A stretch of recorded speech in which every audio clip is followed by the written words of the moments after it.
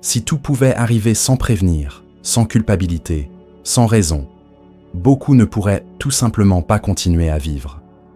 C'est le choc initial que presque personne n'aime affronter. L'idée que l'on puisse tout perdre, tomber malade, être abandonné ou mourir sans l'avoir mérité, engendre un profond malaise. Un malaise non pas intellectuel, mais émotionnel. L'esprit s'effondre face au chaos absolu. Et c'est précisément à ce moment-là que surgit le besoin de croire en un châtiment divin. La croyance en la punition ne trouve pas son origine en Dieu. Elle naît de la peur que la vie n'est pas de tribunal invisible, la peur qu'il n'existe pas de juge secret orchestrant les événements, la peur que la douleur soit dépourvue de dimension morale. Pour beaucoup, accepter que la souffrance puisse résulter de rencontres, de circonstances et de forces qui ne choisissent pas leurs victimes est insupportable. Alors, l'esprit élabore un récit plus rassurant. Si quelqu'un souffre, c'est qu'une faute a été commise. Si un malheur est survenu, c'est que quelqu'un a failli moralement. Le chaos devient justice, le hasard devient punition. Cette croyance procure un soulagement immédiat. Elle donne à la personne l'impression que le monde reste sous contrôle. Non pas un contrôle réel, mais un contrôle psychologique. L'idée d'un châtiment divin fonctionne comme un ordre invisible qui protège l'esprit du vide. Il est plus facile de vivre en croyant à une raison cachée à la souffrance que d'accepter que la vie ne suive pas de schéma moral prédéfini. La personne ne cherche pas à comprendre les véritables causes des choses. Elle recherche le repos émotionnel. Elle cherche à se libérer du poids de l'incertitude. Spinoza l'avait bien compris. Pour lui, lorsque les êtres humains ne comprennent pas les causes, ils inventent des intentions. Là où la compréhension fait défaut, l'imagination prolifère. La croyance en un châtiment divin est précisément cela. Une tentative d'expliquer ce que l'on ne peut supporter émotionnellement.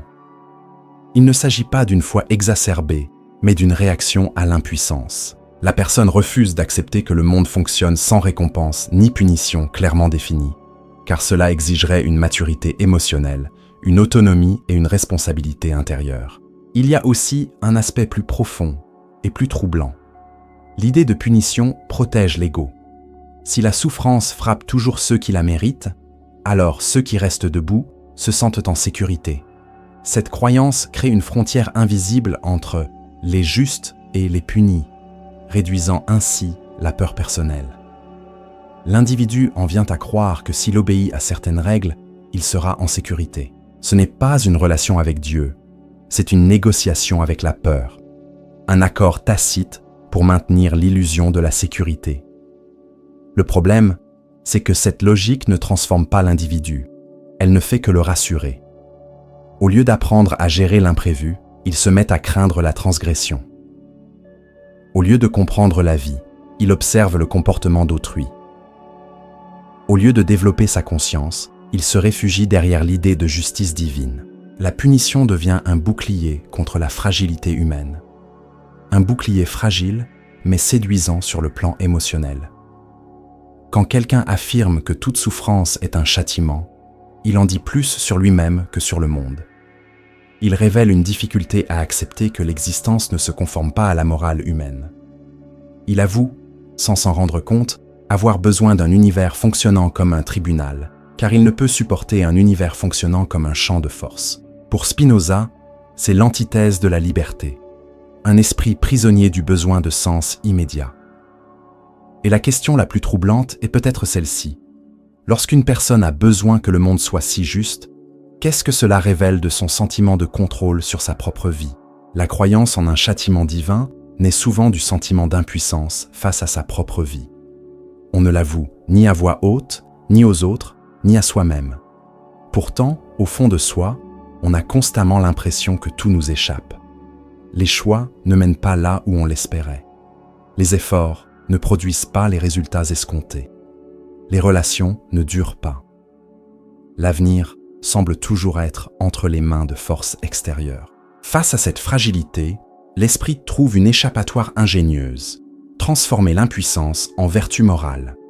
Quand on est incapable d'agir avec force, on se met à juger. Incapable de transformer sa propre réalité, on entreprend de catégoriser celle d'autrui. des exigences morales élevées émergent alors comme compensation psychologique.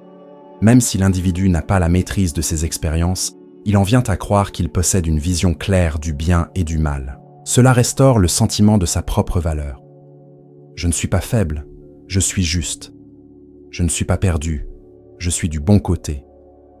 C'est précisément à ce moment que la croyance en un châtiment divin s'insinue, telle une marque invisible qui légitime cette position. Pour Spinoza, il s'agit là d'un manifeste mouvement de passion douloureuse. Lorsque l'individu ne peut accroître sa capacité d'agir, il tente de préserver son image intérieure en élaborant un système moral rigide. Le châtiment divin fait office de confirmation extérieure de cette moralité. Si un malheur frappe autrui, ce n'est ni le hasard, ni la complexité de la vie. C'est un châtiment. Et s'il y a châtiment, alors il y a un ordre. Et s'il y a un ordre, alors celui qui y croit se sent, même en silence, plus en sécurité et plus juste.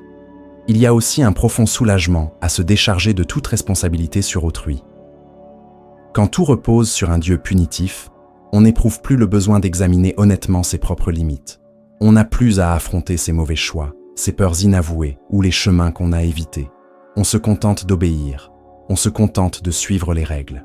La vie cesse d'être un terrain d'apprentissage et devient une épreuve morale constante.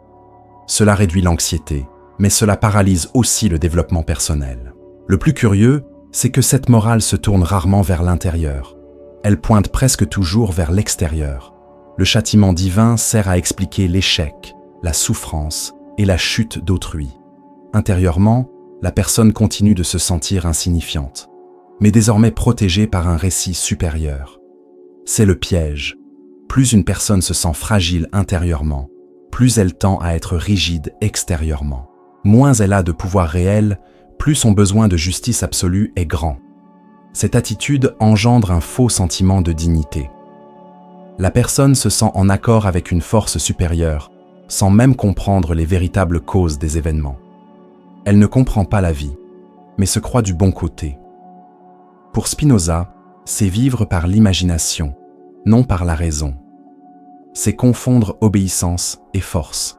C'est troquer son autonomie contre une approbation invisible. La haute moralité devient un élégant masque dissimulant son incapacité à appréhender la complexité de l'existence. En définitive, la croyance en un châtiment divin offre quelque chose de très précis. Le sentiment que, même sans agir, même sans changer, même sans comprendre, on est toujours en sécurité. On n'a pas besoin de développer sa conscience. Il suffit de rester dans le vrai. Mais le prix à payer est élevé. La vie se rétrécit, le regard se durcit, l'empathie diminue, et la capacité même de vivre s'amenuise, même inconsciemment. Et si ce besoin de châtiment divin n'a rien à voir avec Dieu, mais avec la peur silencieuse d'accepter que la vie exige responsabilité, liberté et maturité émotionnelle, que se passe-t-il lorsque cette même logique commence à être utilisée pour justifier la souffrance d'autrui? Peu l'admettent, mais il y a un réconfort silencieux à croire que la souffrance d'autrui a une explication morale. Lorsqu'un malheur frappe quelqu'un, l'idée d'un châtiment divin offre une réponse toute faite, qui apaise toute souffrance intérieure. Nul besoin de compassion, nul besoin de remettre en question le système, nul besoin de se confronter à sa propre fragilité. Il suffit de conclure que c'était mérité. Cette conclusion n'est pas neutre. Elle procure un soulagement et, dans bien des cas, un plaisir rarement avoué. Ce plaisir n'est ni une joie ouverte, ni une célébration visible. Il est discret, intérieur, presque imperceptible. C'est le sentiment que le monde conserve un sens, car il punit ceux qui s'écartent du droit chemin. Quand l'autre tombe, cette croyance transforme la chute en confirmation. Confirmation de l'existence de l'ordre. Confirmation de l'existence de la correction. Confirmation que l'observateur est, d'une certaine manière, protégé. La souffrance d'autrui devient, pour ceux qui observent de l'extérieur, la preuve d'une stabilité émotionnelle. Spinoza voyait là une conséquence directe des passions douloureuses. Lorsqu'une personne n'a pas la force de s'épanouir pleinement, elle tend à se nourrir de la souffrance d'autrui. non par cruauté consciente, mais comme une forme de compensation émotionnelle. Le châtiment divin offre le cadre idéal à cela. Il transforme la douleur d'autrui en quelque chose d'acceptable, de justifiable, de nécessaire. Ainsi, la personne n'éprouve ni empathie, ni culpabilité, ni questionnement profond sur l'injustice de la vie. Il y a aussi une dimension de comparaison tacite. Quand l'autre souffre sous le poids de la punition, l'observateur se sent conforté dans ses convictions. Nul besoin de l'exprimer à voix haute. La pensée surgit. Cela ne m'est pas arrivé. Je suis donc sur la bonne voie. Ce raisonnement instaure une hiérarchie invisible. Celui qui souffre se trouve tout en bas. L'observateur se place au-dessus. La moralité devient une échelle émotionnelle. Et le châtiment divin est l'échelon le plus facile à gravir sans le moindre effort. Ce mécanisme endurcit le regard. Progressivement, on cesse de voir des êtres humains et l'on ne voit plus que des exemples. Des exemples de ce qui arrive lorsqu'on commet une erreur, qu'on désobéit ou qu'on s'écarte de ce qui était considéré comme correct. La souffrance perd son visage. Elle devient une leçon. Elle devient un avertissement. Elle devient un spectacle silencieux. Il n'y a pas de scandale extérieur, mais une froideur intérieure s'installe insidieusement. La croyance protège l'ego au prix de la sensibilité. Spinoza mettait en garde contre le fait que lorsque l'esprit se nourrit de ce type de satisfaction, il s'éloigne d'une véritable compréhension de la réalité. Au lieu de chercher les causes, il cherche les coupables. Au lieu de comprendre les processus, il préfère les jugements.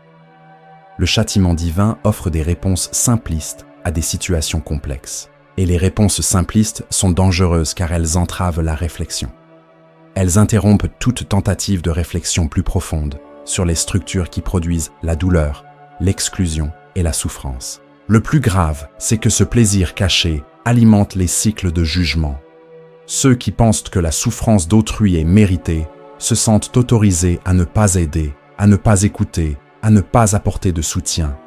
Après tout, intervenir reviendrait à remettre en question l'ordre divin.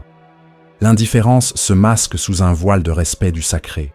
Le manque d'empathie se mue en obéissance. Et ainsi, peu à peu, la croyance en la punition façonne une psychologie froide et défensive, déconnectée de la réalité.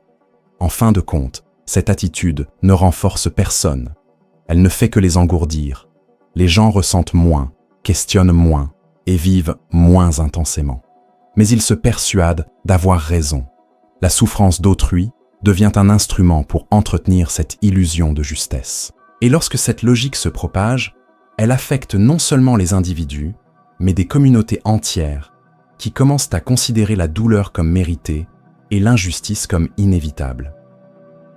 Si justifier la souffrance d'autrui procure un tel soulagement émotionnel, qu'est-ce que cela révèle de la difficulté humaine à gérer la liberté, la responsabilité et l'absence d'un juge permanent observant chacun de nos pas? La liberté est plus effrayante que le châtiment.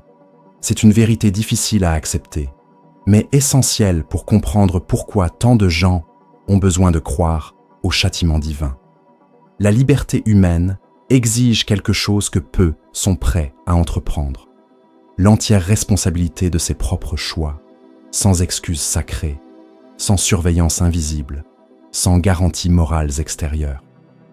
En l'absence de châtiment automatique venu d'en haut, il ne reste que la vie telle qu'elle est. Et pour beaucoup, c'est un fardeau trop lourd. La croyance en un châtiment divin agit comme une main courante psychologique. Elle guide, limite, surveille et surtout dispense l'individu de tout choix profond. Inutile de comprendre les véritables conséquences de ses actes. L'obéissance suffit. Inutile d'atteindre la maturité émotionnelle. La peur suffit. La liberté exige la conscience. Le châtiment exige la soumission. Et un esprit las choisit presque toujours la voie la moins douloureuse à court terme. Spinoza concevait la liberté comme la compréhension des causes. Pour lui, être libre ne consistait pas à faire tout ce que l'on veut, mais à comprendre pourquoi on agit comme on le fait. Ceux qui ont besoin d'un Dieu punisseur ne veulent pas comprendre. Ils veulent être contraints.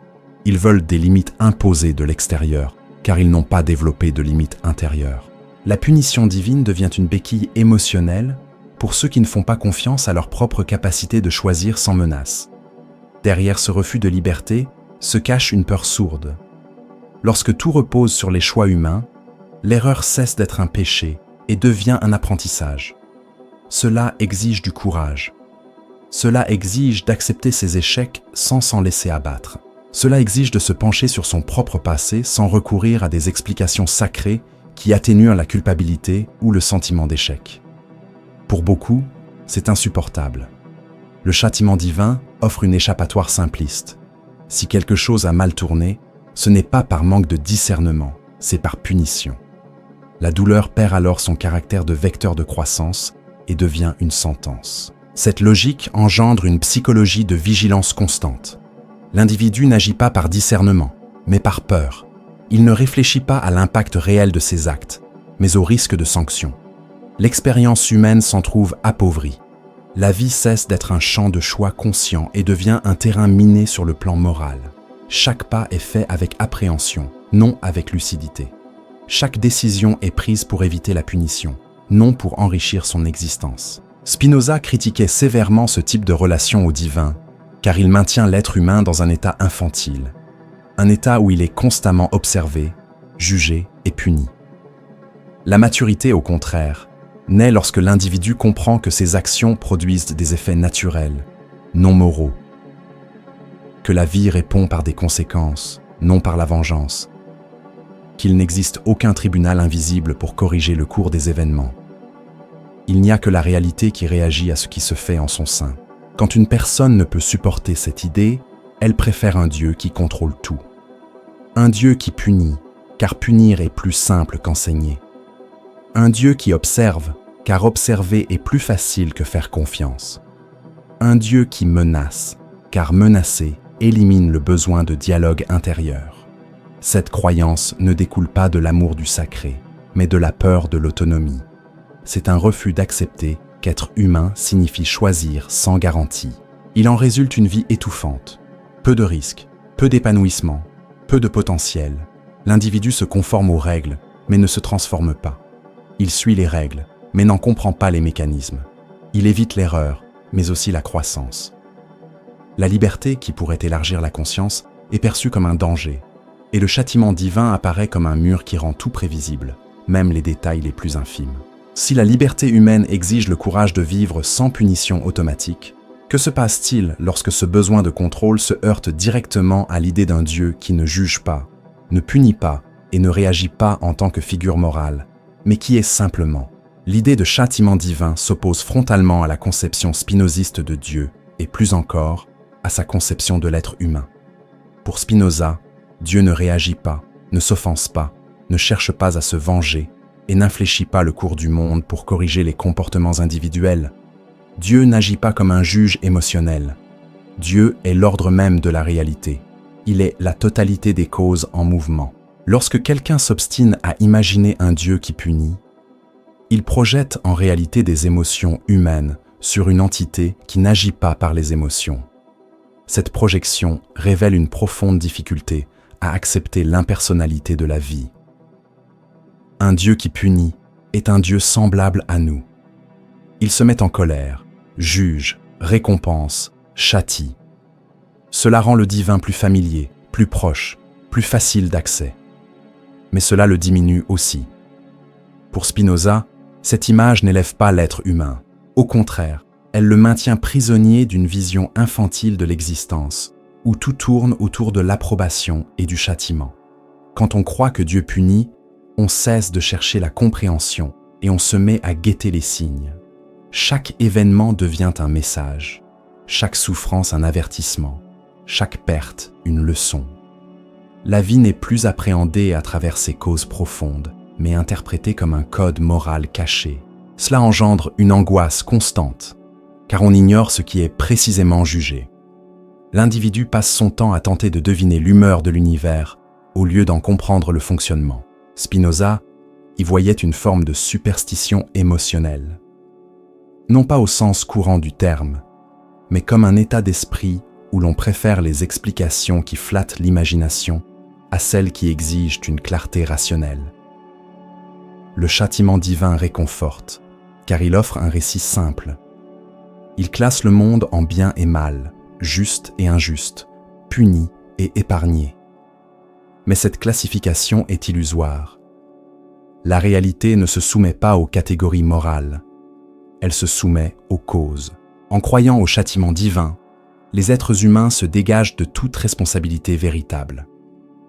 Au lieu de se demander ce qui a entraîné une conséquence particulière, ils cherchent à identifier la faute. Au lieu d'ajuster leurs actions par la compréhension, ils les ajustent par la peur. Cela diminue leur capacité à vivre. Pour Spinoza, la véritable liberté naît lorsque l'individu comprend les causes qui le déterminent et commence à agir plus consciemment, en accord avec ces causes. Un Dieu qui ne punit pas n'est pas un Dieu indifférent. Il n'agit pas comme un père sévère. Il n'intervient pas, car il n'en a pas besoin. L'ordre du monde engendre déjà suffisamment de conséquences. La nature ne punit pas, elle répond. Ignorer cela et s'obstiner à vouloir punir, c'est renoncer à la maturité spirituelle. C'est préférer une relation fondée sur la menace à une relation fondée sur la compréhension. Ce refus a un coût psychologique élevé. La personne vit dans une vigilance intérieure constante, cherchant à éviter des châtiments invisibles au lieu d'élargir sa conscience. Elle vit contrainte, non éveillée. Elle vit dans l'obéissance, non dans la lucidité. Pour Spinoza, cela ne rapproche personne de Dieu, cela l'en éloigne. Car Dieu, compris comme ordre et réalité, n'est accessible que par la clarté, non par la peur. En fin de compte, l'idée de châtiment divin en dit plus long sur l'être humain que sur Dieu. Elle révèle combien nous avons encore besoin de quelqu'un pour nous dire si nous avons raison ou tort. Combien nous recherchons encore l'approbation cosmique. Combien nous craignons encore de vivre sans juge. Mais Spinoza propose une approche plus exigeante et plus libératrice. Comprendre la vie telle qu'elle est, accepter les conséquences de ses actes et renoncer au besoin de châtiment comme guide moral. Si cette perspective vous dérange, c'est peut-être précisément parce qu'elle exige une évolution personnelle.